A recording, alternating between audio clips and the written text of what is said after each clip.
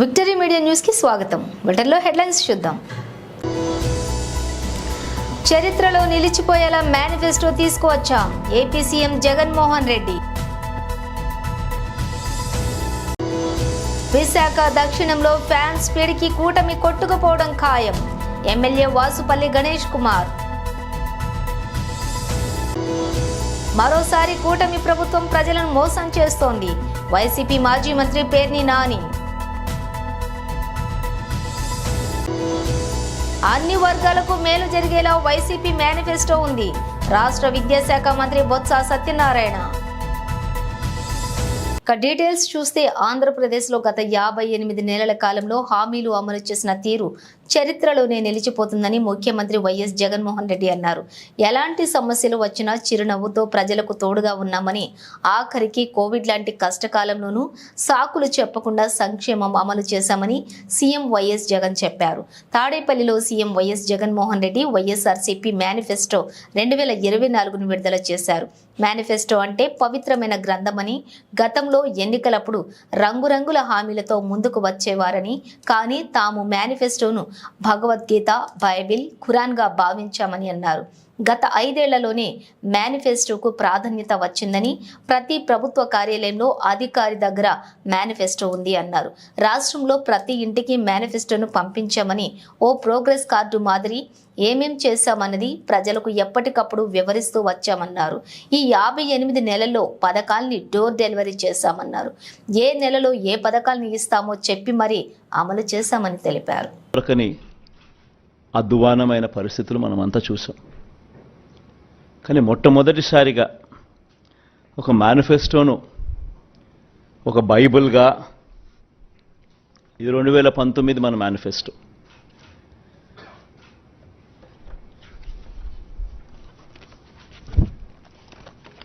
ఈ మాదిరిగా ఇచ్చిన ఈ మేనిఫెస్టోను ఒక బైబిల్గా, ఒక ఖురాన్గా, ఒక భగవద్గీతగా దీన్ని భావిస్తూ దీన్ని ఇంప్లిమెంట్ చేసిన పరిస్థితులు, దీన్ని ఇంప్లిమెంట్ చేసిన విధానం బహుశా దేశ చరిత్రలోనే ఈ 58 నెలలు అన్నది చిరస్థాయిగా చరిత్రలో ఎప్పటికీ కూడా నిలిచిపోతాయి. 2019లో ఇచ్చిన ఈ వాగ్దానాలన్నీ కూడా ఎంతో నిష్ఠగా మనం అమలు చేశాం. ఏ స్థాయిలో ఇది అమలు చేశాము అని అంటే, ఈ మేనిఫెస్టో అన్నది ప్రతి ప్రభుత్వ కార్యాలయంలో ఉన్న ప్రతి ఇంపార్టెంట్ అధికారి దగ్గర ఈ మేనిఫెస్టో ఉంది. ఏ స్థాయిలో ఇది అమలు చేశాము అని అంటే, దక్షిణ నియోజకవర్గంలోని తిరుగుతున్న ఫ్యాన్స్ స్పీడ్కి కూటమి కొట్టుకుపోవడం తప్పదని వైసీపీ ఎమ్మెల్యే అభ్యర్థి వాసుపల్లి గణేష్ కుమార్ చంద్రబాబు అండ్ కోపై ధ్వజమెత్తారు. 27వ వార్డు వైసీపీ అధ్యక్షులు సర్వేశ్వర్ రెడ్డి ఆధ్వర్యంలో జిల్లా అధ్యక్షులు కోలా గురువులు, మాజీ కార్పొరేటర్లు రవిరాజు, పద్మనాభం, అమ్మాజీ తదితర ముఖ్య నాయకులు పాల్గొని వాసుపల్లికి బొత్స ఝాన్సీని గెలిపించుకోవాలని విస్తృత ప్రచారం చేశారు. విశాఖ పౌర గ్రంథాలయం రోడ్డు, రజక కాలనీ, ధోబీ ఘాట్లో వాసుపల్లి గణేష్ కుమార్ బట్టలుతికి ఆకట్టుకున్నారు. ధోబీ ఘాట్ల అభివృద్ధికి కృషి చేశామని రజకులతో సాదర బాధలు తెలుసుకుని కాసేపు ముచ్చటించారు. ఇక అడుగడుగున మహిళలు, స్థానికులు పూలమాలలు వేసి హారతులు ఇచ్చి స్వాగతించారు. వాసుపల్లి విజయం ఖాయమని, జగనన్న పాలన, వాసుపల్లి సేవలు మరింత ఉన్నత స్థాయిలో అందలం ఎక్కిస్తాయని స్థానికులు ముక్త కంఠంతో తెలిపారు.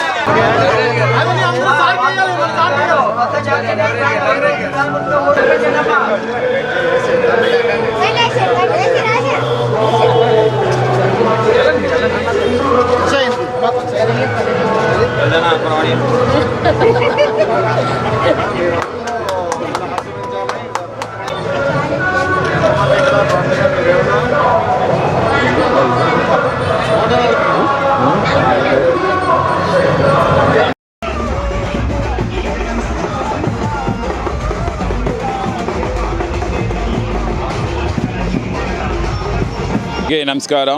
ఈరోజు మా అధ్యక్షులు 27వ వార్డు సర్వేశ్వరరెడ్డి గారి అధ్యక్షతన ఈ వార్డు రెండో రోజు పర్యటన చేస్తూ ఉన్నాం. డోర్ టు డోర్ క్యాంపెయిన్ చేస్తూ ఉన్నాము. దీంట్లో భాగంగా మా అధ్యక్షులు జిల్లా అధ్యక్షులు కోలాగూరు లానియా, ముఖ్యంగా మాజీ కార్పొరేటర్ రవిరాజ్ గారు, ఎక్స్ బాక్సర్, మీ అందరికీ తెలుసు, విశాఖపట్నంలో మంచి పేరు సంపాదించుకున్నారు. ముఖ్యంగా ఈ వార్డు మాజీ కార్పొరేటర్. ఈరోజు వైఎస్ఆర్సీపీలో చాలా స్ట్రాంగ్ నాయకత్వం ఉంది. వాళ్ళందరూ ఈరోజు మా బలాన్ని మరింత పెంచారన్నమాట. ఎక్కడికి వెళ్ళినా సరే బ్రహ్మరథం పడతా ఉన్నారు. దీని అందరికీ కారణం మా జగన్మోహన్ రెడ్డి గారు సుపరిపాలన. మరోసారి ఆంధ్ర రాష్ట్ర ప్రజలను కూటమి ప్రభుత్వం మోసం చేసే ప్రయత్నం చేస్తోందని మాజీ మంత్రి పేర్ని నాని మండిపడ్డారు. సూపర్ 6, సూపర్ 10 పేరుతో మరోసారి మోసానికి తెరలేపారన్నారు. శనివారం తాడేపల్లిలోని వైసీపీ కేంద్ర కార్యాలయంలో మాట్లాడుతూ 2014లో చంద్రబాబు మాయమాటలు చెప్పారని, ప్రజలను నమ్మించి టీడీపీ అధికారంలోకి వచ్చిందన్నారు. 2019లో ఇచ్చిన హామీలను సీఎం జగన్ అమలు చేశారని, మరోసారి ఇచ్చిన హామీలను పక్కాగా అమలు చేస్తామన్నారు. ఎన్నికలకు వెళ్తూ కూడా నేను మోసం చేయను, నేను ఏదైతే అమలు చేయగలనో అదే. రేపొద్దున చంద్రబాబు లాగా అవసరం తీరిన తర్వాత మోసం చేసేయచ్చు. అధికారం వచ్చిన తర్వాత ఎవడు ఎదురు చెప్పలేడు. 5 ఏళ్ళు అధికారాన్ని అనుభవించేయచ్చు, మళ్ళీ బాగా సంపాదించుకోవచ్చు అనేటువంటి తప్పుడు ఆలోచన లేనటువంటి 5 పదుల కుర్రాడు జగన్మోహన్ రెడ్డి. నమ్మకం కోసం బతుకుతున్నాడు, నిజాయితీగా బతుకుతున్నాడు. ఈ రాష్ట్ర ప్రజలకి నయా పైసా లంచం లేకుండా, రికమెండేషన్ లేకుండా అర్హత ఆధారంగా పెన్షన్ పథకాలు పంచిపెట్టేటువంటి కార్యక్రమాన్ని నాయకత్వాన్ని వహిస్తున్నాడు. మరి దమ్ముగా చెప్తున్నాడు. ఎంత ఆత్మవిశ్వాసం కావాలి ఈ రకమైనటువంటి ఎన్నికల ముందు. నేను ఇది మాత్రమే అమలు చేయగలను, ఇంతకు మించి చేయటం ఎవడి వల్ల కాదు, ఎవడన్నా చెప్తే ఆడు మోసగాడే అనేది ఇంత దమ్ముగా చెప్పగలిగేటువంటి రాజకీయ నాయకుడు ఎవడున్నాడు? ఈ రకంగా నిజాయితీగా, నికార్సుగా, ధైర్యంగా, ఆత్మస్థైర్యంతో, గుండెల నిండా నిజాయితీ అనేటువంటి గాలి నింపుకుని ఇవాళ మాట్లాడుతున్నాడు ఆయన. కాబట్టి ఇందులో ప్రజలకి జగన్ మీద నమ్మకం ఉంది, జగన్కి జనం మీద నమ్మకం ఉంది. ఖచ్చితంగా నిజాయితీతో కూడినటువంటి ఈ మేనిఫెస్టో ప్రజలు విశ్వసిస్తారు. ఖచ్చితంగా జగన్కి మళ్ళీ అండగా ఉంటారు.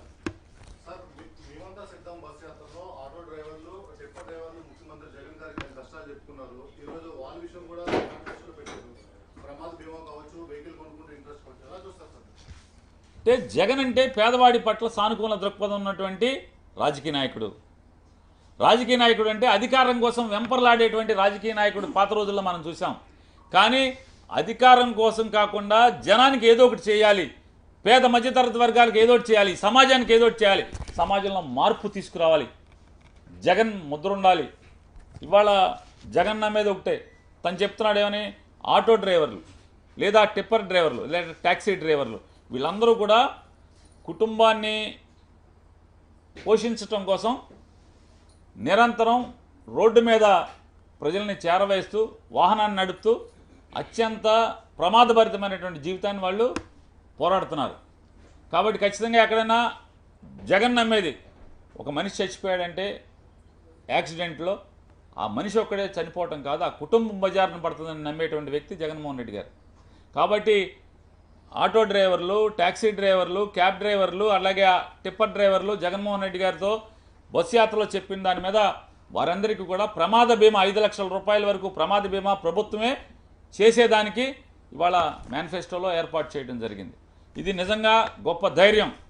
ఆటో డ్రైవర్లకు కానీ, ట్యాక్సీ డ్రైవర్లకు కానీ, మ్యాక్సీ క్యాబ్ డ్రైవర్లకు కానీ, టిప్పర్ డ్రైవర్లకు కానీ ఒక గొప్ప ధైర్యం.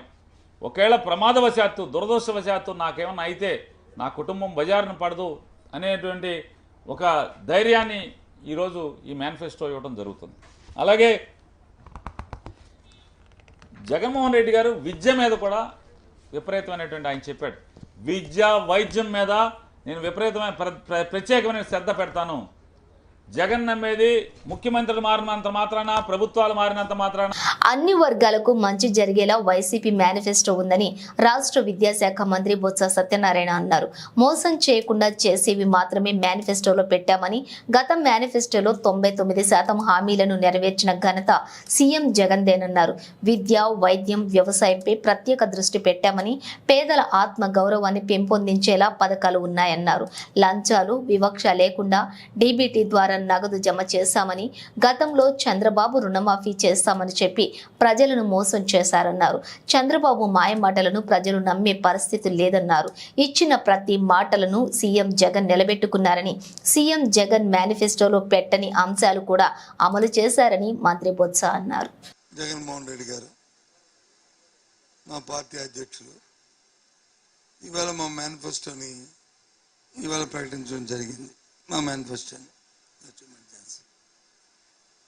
తీసుకో, మేనిఫెస్టో తీసుకో. మేనిఫెస్టోని ఇవాళ ప్రకటించడం జరిగింది. మా నవరత్నాలతో పాటు ఇంకా కొన్ని కార్యక్రమాలను కూడా ఆయన ప్రకటించారు. గత ఎన్నికలకు ముందే ఈ మేనిఫెస్టోని ప్రకటించినప్పుడే ఆయన మాట చెప్పారు.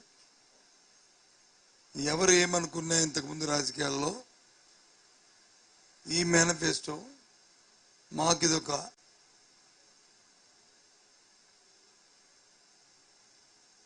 బైబిల్, ఒక ఖురాను,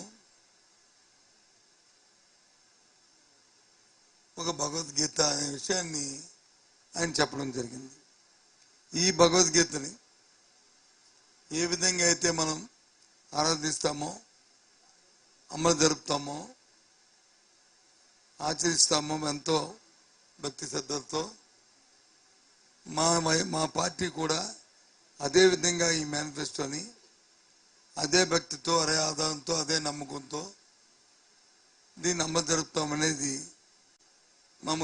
మా అధ్యక్షులు ఇవాళ మా ముఖ్యమంత్రి గారు చెప్పారు. గతంలో కూడా ఇదే మాట చెప్పారు. 4 సంవత్సరాల 10 నెలల 10 రోజుల కిందట దాన్ని తూచా తప్పకుండా అమలు జరిపి 99% అమలు జరిపి మళ్ళీ ముందుకు వచ్చాం. ఏవైతే పేదవాడి తాలూకా మధ్యతరగతి యొక్క వాళ్ళ జీవన ప్రమాణాలు పెరగడానికి ఏ అవసరమో ఆ కార్యక్రమాన్ని ఇందులో పొందుపరచడం జరిగింది. ఆ ప్రకారమే మళ్ళీ ఈసారి ఇవాళ అవన్నీ కొనసాగిస్తూ, ఆ జీవన ప్రమాణాల పెరుగుదలను కొనసాగిస్తూ మన ఆత్మగౌరవాన్ని పెంపొందించేటట్లుగా ముస్లింలకు అమలవుతున్న రిజర్వేషన్లపై వివాదాలు వద్దని ఉడా మాజీ చైర్మన్, మాజీ ఎమ్మెల్యే, వైసీపీ రాష్ట్ర ప్రధాన కార్యదర్శి డాక్టర్ ఎస్ఆర్ రెహమాన్ అన్నారు. విశాఖ ప్రెస్ క్లబ్లోని ఏర్పాటు చేసిన మీడియా సమావేశంలో ఆయన మాట్లాడుతూ ముస్లింలకు అమలవుతున్న 4% రిజర్వేషన్లు మతపరమైనవి కావన్నారు. ముస్లింలలో కొన్ని వర్గాలకు ఈ రిజర్వేషన్ అమలవుతున్నాయని అన్నారు. తెలుగుదేశం పార్టీ అధ్యక్షులు నారా చంద్రబాబు నాయుడు ఈ రిజర్వేషన్లపై తన అభిప్రాయాన్ని చెప్పాల్సిన అవసరం ఉందన్నారు. ముస్లింల రిజర్వేషన్లు తొలగిస్తామని చంద్రబాబు చెప్పగలరా అని ప్రశ్నించారు. ముఖ్యంగా కేంద్రంలో అటల్ బిహారీ వాజ్పేయి ప్రభుత్వం తర్వాత ముస్లింల పట్ల కొంత ఉదాసీనత వ్యక్తమవుతోందని, ఇది మంచి విధానం కాదన్నారు. కామన్ సివిల్ కోడ్ విషయంలో ప్రధాని నరేంద్ర మోడీ ముందుకు వెళ్లడం తగదన్నారు. గల్ఫ్ దేశాల పర్యటనలో మోడీ ముస్లిం దేశాల నేతలతో చెట్టాపట్టాలేసుకుని తిరుగుతారని, ఇండియా విషయానికి వచ్చేటప్పటికీ వ్యతిరేక భావంతో ఉంటారని అన్నారు. మతం ఏదైనా అందరం భారతీయులమేనని పేర్కొన్నారు. గత దాదాపు 1 నెల తక్కువ 5 సంవత్సరాలు జరిగిన పరిపాలన మీద విపక్షాలు లేవనెత్తుతున్న కొన్ని సందేహాలు కానీ, దుష్ప్రచారాలు కానీ ఖండించవలసిన బాధ్యత జనరల్ సెక్రటరీ గారు మీద ఉంది. కాబట్టి ఈ 2 విషయాల మీద నేను మాట్లాడదలుచుకున్నా. ఒకటి, మేమంతా భారతీయులం, మనమంతా భారతీయులం. దాని తర్వాతే మేము ముస్లింలు. మతం అనేది స్వగతం, వ్యక్తిగతం. కానీ చాలామంది రాజకీయ నాయకులు దాన్ని రాజకీయం చేసి మధ్యలో ఈ మతాలని ఎవరైతే అనుసరిస్తున్నారో వాళ్ళని నలిపేస్తూ ఉన్నారు.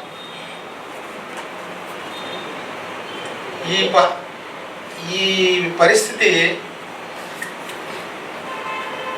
ఒక 15 సంవత్సరాల క్రితం లేదు.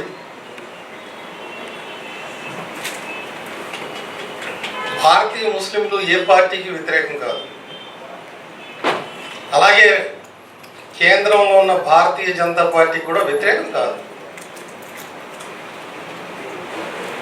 వాజ్పేయి గారి తర్వాత వచ్చిన నాయకత్వం ఏదైతే ముస్లింల పట్ల అనుసరిస్తున్న వివక్షత ధోరణి విధానాల పట్ల మాత్రమే భారతీయ ముస్లింలు ఆవేదన చెందుతున్నారనేది మీ ముందు చెప్పదలుచుకున్నాం. ఆనాటి వాజ్పేయి ప్రభుత్వంలో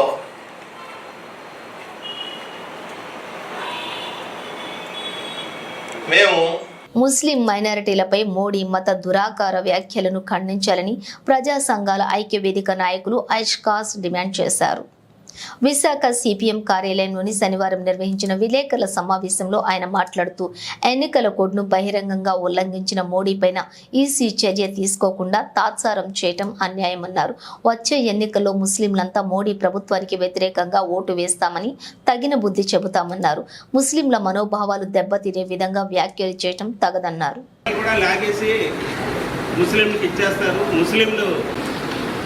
శుద్ధ అబద్ధం అనేసి హిందూ పత్రికలు ఏదో పేరు చెప్పారు. కాపాడుకోవడానికి, అధికారం కాపాడుకోవడానికి ఈ రకమైన మతపరమైన చిచ్చు పెట్టడం సరైనది కాదు.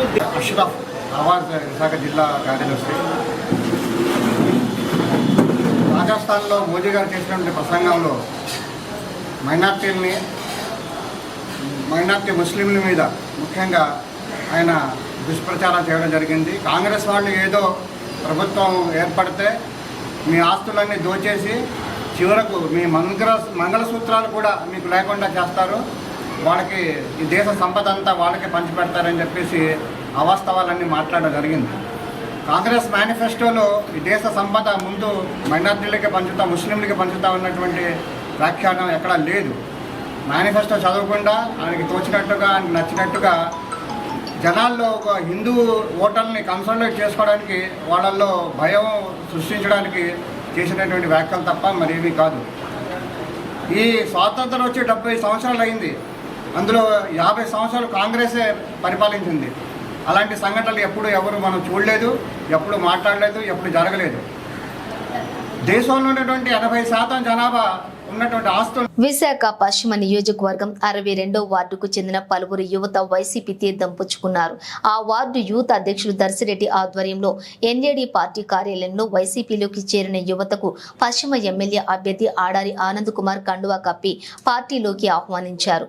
రాష్ట్ర ముఖ్యమంత్రి జగన్మోహన్ రెడ్డి చేపట్టిన సంక్షేమ పథకాలకు ఆకర్షితులై పార్టీలోకి చేరినట్లు యువత పేర్కొన్నారు. ఈ సందర్భంగా ఆడారి మాట్లాడుతూ పార్టీ కోసం కష్టపడి పనిచేసే వారికి మంచి గుర్తింపు ఉంటుందని, పార్టీ విజయానికి కృషి చేయాలని కోరారు.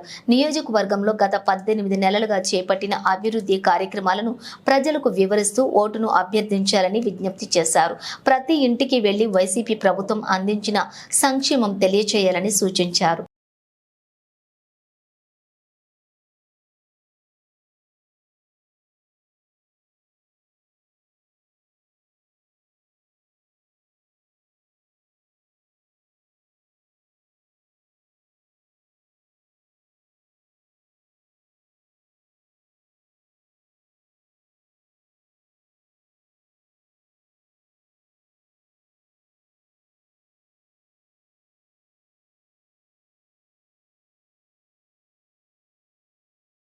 అరుదైన గుండె వ్యాధితో బాధపడుతున్న రోగికి అపోలో వైద్యులు అరుదైన ఆధునిక చికిత్సను అందించారు.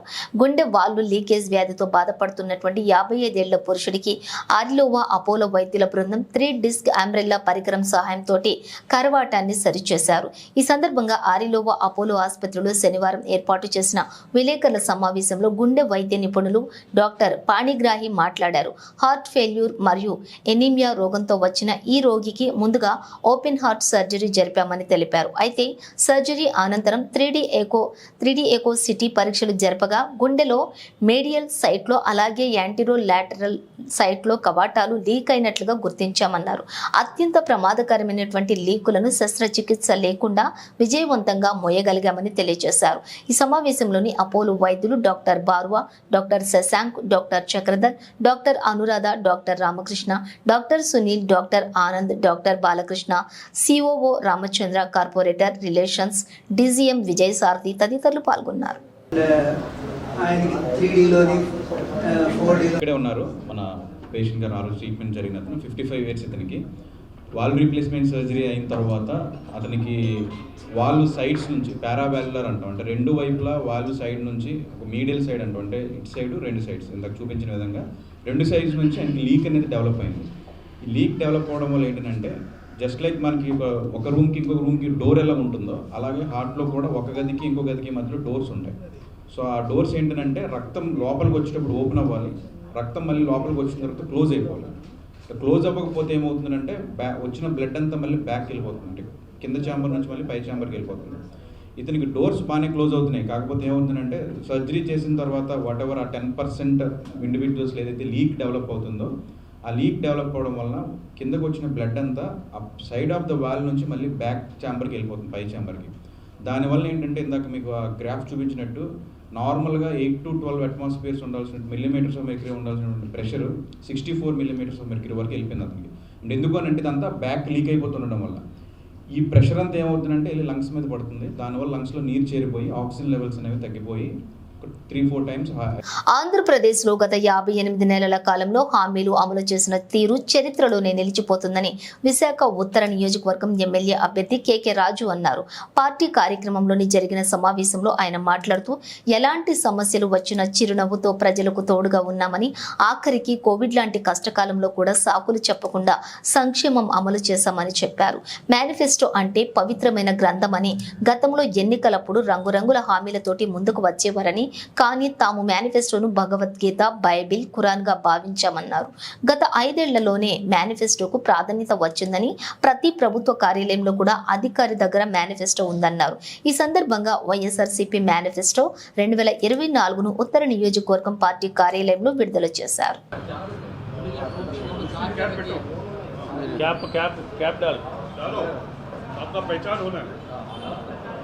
కావాలా క్యాప్ మా దగ్గర ఉంటుంది. బాబా గారికి కూర్చే అది తెల్లకూర్చే. ఈరోజు ఆంధ్రప్రదేశ్ రాష్ట్ర గౌరవ ముఖ్యమంత్రి వర్యులు వైఎస్ఆర్ కాంగ్రెస్ పార్టీ అధ్యక్షులు, బడుగు బలహీన వర్గాల ఆశాజ్యోతి, వెనకబడిన వర్గాల వారు అన్ని రంగాల్లోని కూడా అభ్యున్నతి సాధించి ప్రగతి పదంలో పయనించాలి, ఈ రాష్ట్రంలో పేదరికాన్ని నిర్మూలించాలి, ఈ రాష్ట్రంలో కులాల మధ్య, మతాల మధ్య వ్యత్యాసాలు తొలగి సమానత్వాన్ని తీసుకొచ్చి ఈ రాష్ట్రంలో అన్ని ప్రాంతాల ప్రజలు కూడా సామరస్యంతో, ఒక ఐక్యతతో ఈ రాష్ట్రాన్ని అన్ని రంగాల్లోని కూడా దేశంలోని అగ్రగామి రాష్ట్రంగా తీర్చిదిద్దాలని పాటుపడుతున్న పారిశ్రామికులు, అభినవ పూలేలు కీర్తించబడుతున్న శ్రీ వైఎస్ జగన్మోహన్ రెడ్డి గారు రేపు 2024 ఎన్నికలకు సంబంధించి రేపు మళ్ళీ రెండోసారి వైఎస్ఆర్ కాంగ్రెస్ పార్టీ ప్రభుత్వం అధికారంలోకి వచ్చిన తర్వాత ఈ రాష్ట్ర ప్రజలకి, వెనుకబడిన వర్గాల వారికి, మహిళలకి, నిరుద్యోగ యువతి యువకులకి,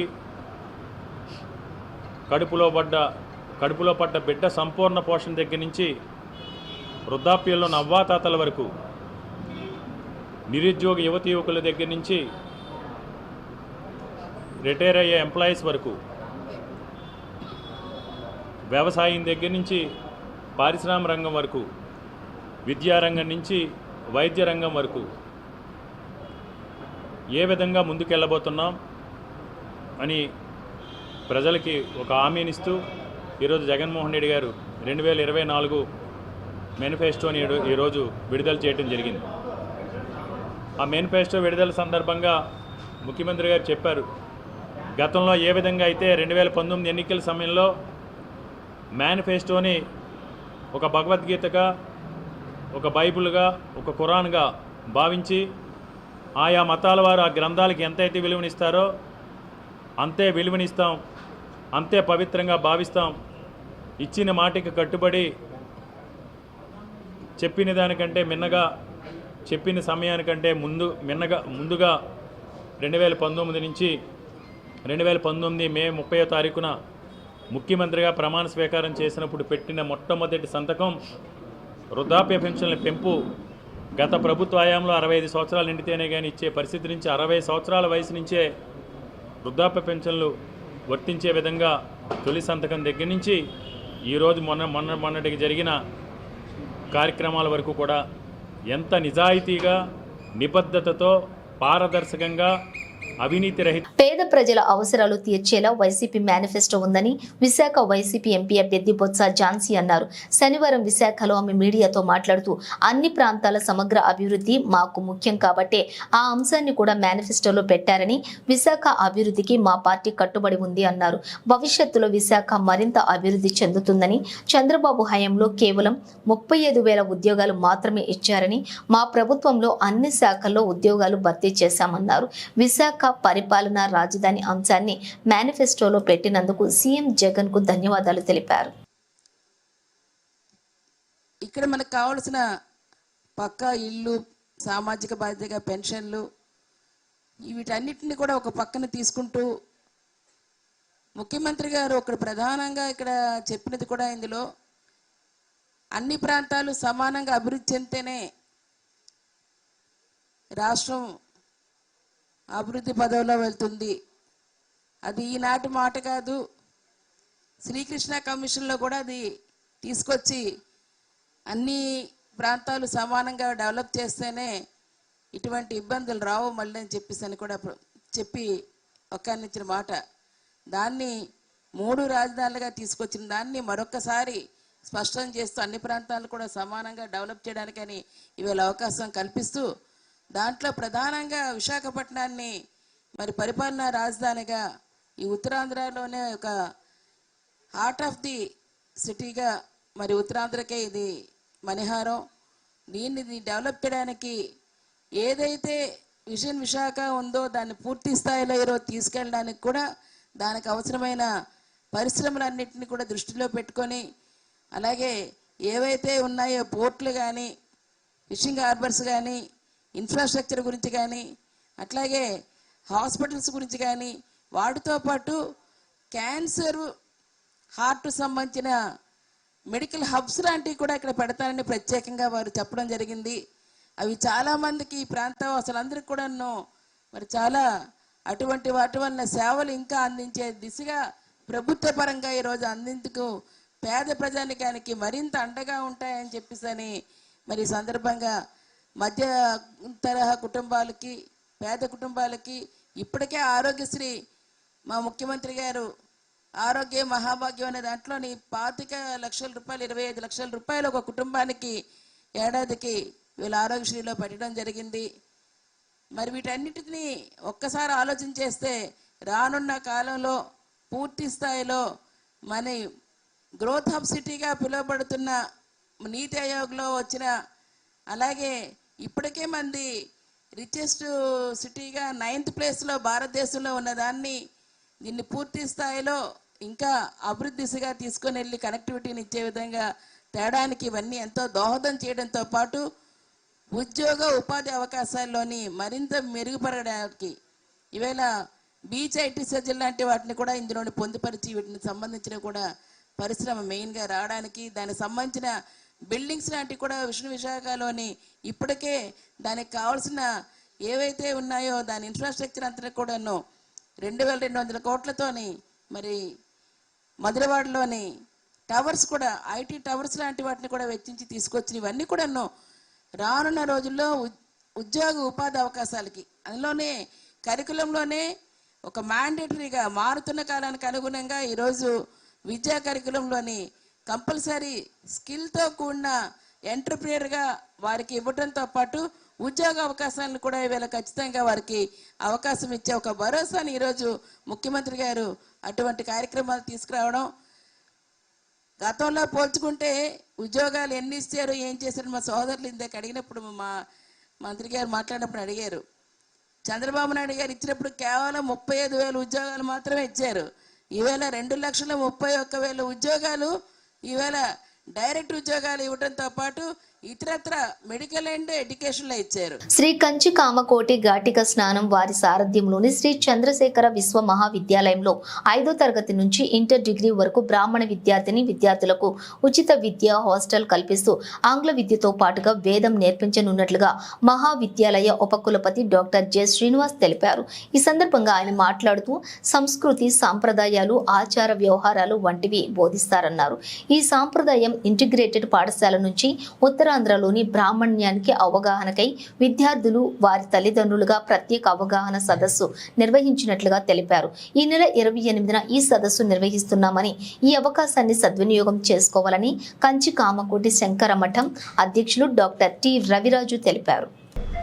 ఇటు 5వ తరగతి నుంచి రేపు మీరు రారేమో, ఈ ఎలక్షన్స్ కదా అని మొత్తం కాంచీపురం తమిళనాడులో ఉన్నప్పటికీ మన ఆంధ్రదేశానికి చాలా దగ్గరగా ఉంది. తిరుపతి నుంచి 100 కిలోమీటర్ల దూరంలోనే ఉంది. మద్రాసు నుంచి కూడా దాని ప్రయాణ సౌకర్యాలు చాలా ఎక్కువగా ఉన్నాయి. కాంచీపురం పట్టు పరిశ్రమకి కాకుండా ఆధ్యాత్మిక క్షేత్రంగా అందరికీ పరిచయమైనటువంటి విషయం. కాంచీపురంలో కాంచీ కామకోటి పీఠం అనే పీఠం ఒకటి ఉంది. జగద్గురు పీఠం అంటారు దాన్ని. అది ఆదిశంకరాచార్యుల పరంపరలో అనుస్యూతంగా అంటే కంటిన్యూగా 70వ పీఠాధిపతి అయినటువంటి ఇప్పుడు ప్రస్తుతం శ్రీ శంకర విజయేంద్ర సరస్వతి స్వామి వారు ఉన్నారు. ఆయన కంటే ముందు శ్రీ జయేంద్ర సరస్వతి స్వామివారు, ఆయన కంటే ముందు శ్రీ చంద్రశేఖరేంద్ర సరస్వతి స్వామివారు. వీరు అంటే పీఠం యొక్క కర్తవ్యం ఏంటంటే ధర్మబోధ, ధర్మ ప్రచారము, ప్రజలందరినీ ధార్మిక మార్గంలో ఉంచి భారత సమాజాన్ని ఒక సమాజ విలువలతోనూ కట్టుబాట్లతోనూ ఉంచవలసినటువంటి ఒక గురుతరమైన బాధ్యత పీఠాధిపతులపైన ఉంటుంది. ఆ సందర్భంగా ధర్మాన్ని వాళ్ళు ఆచరించటమే కాకుండా ఇతరుల చేత ధర్మాన్ని ఆచరింపచేయటం, స్వయంగా ఆచరిస్తూ ఇతరుల చేత ఆచరింపచేసేటటువంటి వారినే ఆచార్యులు అనే పదానికి అదే అర్థం. వారు ఆ విధంగా వారి ప్రయత్నాలన్నీ సాగిస్తూ ఉంటారు. కనుక ప్రస్తుతం భారతదేశంలో ఉన్న పరిస్థితి ఏంటంటే విదేశీ అలవాట్లతోనూ విదేశీ సంస్కారాలతోనూ భారతీయతని మనం మర్చిపోయి విదేశీ విద్యల పట్ల విదేశీ విద్యలు మనకు అవసరమైనటువంటివే అనే విషయాన్ని. బులెటిన్ ముగించే ముందు హెడ్లైన్స్ మరోసారి. చరిత్రలో నిలిచిపోయేలా మేనిఫెస్టో తీసుకువచ్చాం ఏపీ సీఎం జగన్మోహన్ రెడ్డి. విశాఖ దక్షిణంలో ఫ్యాన్ స్పీడ్కి కూటమి కొట్టుకుపోవడం ఖాయం ఎమ్మెల్యే వాసుపల్లి గణేష్ కుమార్. మరోసారి కూటమి ప్రభుత్వం ప్రజలను మోసం చేస్తోంది వైసీపీ మాజీ మంత్రి పేర్ని నాని. అన్ని వర్గాలకు మేలు జరిగేలా వైసీపీ మేనిఫెస్టో ఉంది రాష్ట్ర విద్యాశాఖ మంత్రి బొత్స సత్యనారాయణ. ఇవి బులెటిన్ డీటెయిల్స్. చూస్తూనే ఉండండి విక్టరీ మీడియా న్యూస్. బులెటిన్లో షార్ట్ బ్రేక్ తీసుకుందాం. Welcome back to victory media news.